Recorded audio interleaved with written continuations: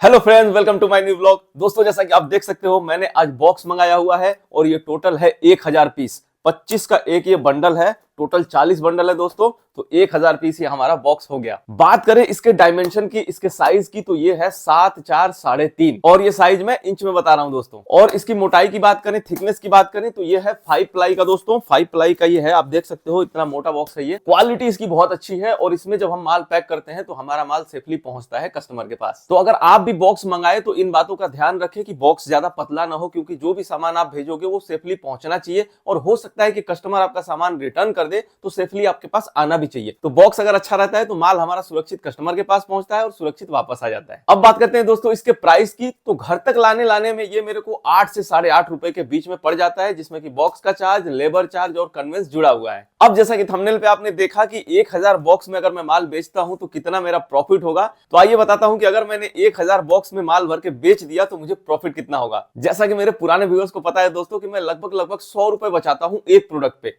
एक बॉक्स के अंदर एक प्रोडक्ट डालता हूं और उसमें 100 रुपए बचाता हूं, 100 रुपए मेरा प्रॉफिट रहता है। तो 1000 बॉक्स को आप 100 से गुना कर दीजिए तो ये हो गया टोटल 1 लाख। तो अगर कोई कस्टमर रिटर्न नहीं होता तो मैं सीधे सीधे इसको बेचता तो पूरा का पूरा कमाई मेरा 1 लाख रुपए हो जाता इन 1000 बॉक्स में, अगर मेरा माल चला जाता तो। लेकिन उसमें कस्टमर रिटर्न भी होता है दोस्तों। तो मान लेते हैं कि अगर मेरे को डेली 50 ऑर्डर भी आ रहा है, जो कि बहुत ज्यादा नहीं है 50 ऑर्डर, अगर डेली 50 ऑर्डर भी आ रहा है तो एक महीने के अंदर में ये पूरा 1000 बॉक्स चला जाएगा दोस्तों। उसमें क्या होगा, कुछ कस्टमर रिटर्न भी आएगा, कुछ नॉर्मल रिटर्न भी आएगा। वापस से नॉर्मल रिटर्न जो आरटीओ आता है वो वापस से वही बॉक्स चला जाता है। कस्टमर रिटर्न में भी बहुत सारे बॉक्सेस हमारे सही आते हैं तो वो भी चले जाते हैं।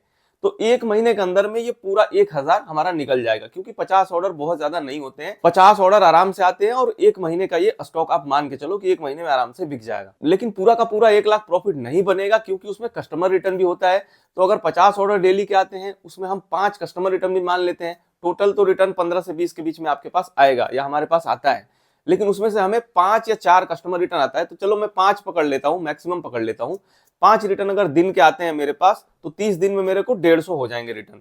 और 200 रुपए अगर मेरा एक रिटर्न पे कटता है, जो कि 184 ही कटता है, लेकिन मैं हिसाब के लिए सीधा पकड़ ले रहा हूं कि 200 रुपए मेरा कट रहा है। तो 200 रुपए अगर एक का कट रहा है तो 150 हमारे टोटल रिटर्न आ गए। तो महीने के 30,000 रुपए सिर्फ रिटर्न के चले गए, तो बचा हमारा 70,000। तो अगर मैंने इन 1000 बॉक्सों में अपना सामान सेल कर दिया दोस्तों, 1000 ऑर्डर हमारे सक्सेसफुली डिलीवर हो गए, तो 70,000 रुपए महीने के बन जाएंगे, जो कि इसी के आसपास मेरे अक्सर बनते हैं। क्योंकि मैं बहुत ज्यादा कैटेगरी में अभी डील नहीं करता दोस्तों, मैं मेटल टॉय में डील करता हूं, मेटल टॉय अभी बेचता हूं ऑनलाइन। तो इसकी वजह से मेरे पास, मैं कहूं कि मेरे को 300 400 या 500 दिन के ऑर्डर आते हैं, तो ये सही नहीं होगा। मेरा एक कैटेगरी में है, सिंपल है, बहुत ज्यादा मैंने बढ़ाया नहीं है अभी बिजनेस को, तो मेरे को 50 ऑर्डर के आसपास ही रहते हैं। अगर हम बिजनेस को बढ़ाते और कैटेगरी में डील करते, क्योंकि यहाँ पे स्पेस की कमी है इसलिए मैं ज्यादा बढ़ाता नहीं हूं। तो अगर किसी के पास जगह है, आप बढ़ा सकते हो, कई सारी कैटेगरी में डील कर सकते हो, तो जरूर करो, क्योंकि अगर अच्छे से आप करोगे तो इसमें बढ़िया पैसा कमाया जा सकता है। ऑनलाइन बिजनेस से बहुत सारे लोग घबराते भी है दोस्तों, लेकिन मेरे हिसाब से उनको घबराना नहीं चाहिए। सही तरीका सोचना चाहिए कि ऑनलाइन बिजनेस करने का सही तरीका क्या है।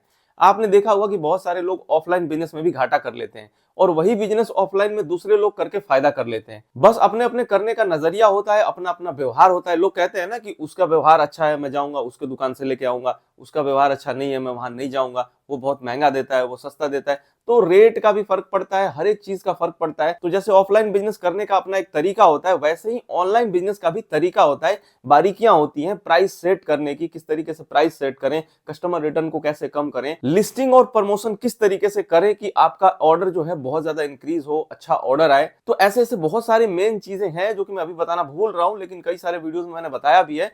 तो इसको अगर आप अच्छे से करोगे, सीखोगे, तो ऑनलाइन बिजनेस में आपको नुकसान नहीं होगा, आप प्रॉफिट ही करोगे। मेरे को अभी ये बिजनेस करते करते 2.5 साल से ऊपर हो गया है दोस्तों, और अभी भी मैं इसको कर रहा हूं क्योंकि मेरे को प्रॉफिट हो जाता है इसमें। तो इस वीडियो में इतना ही दोस्तों। अगर ये जानकारी आपको अच्छी लगे तो प्लीज वीडियो को लाइक कर दीजिए, चैनल पर नए हैं तो चैनल को जरूर सब्सक्राइब कर लीजिए। ये वीडियो देखने के लिए आपका दिल से धन्यवाद। मिलते हैं आपसे अगले वीडियो में, तब तक के लिए tata bye bye, take care, जय हिंद।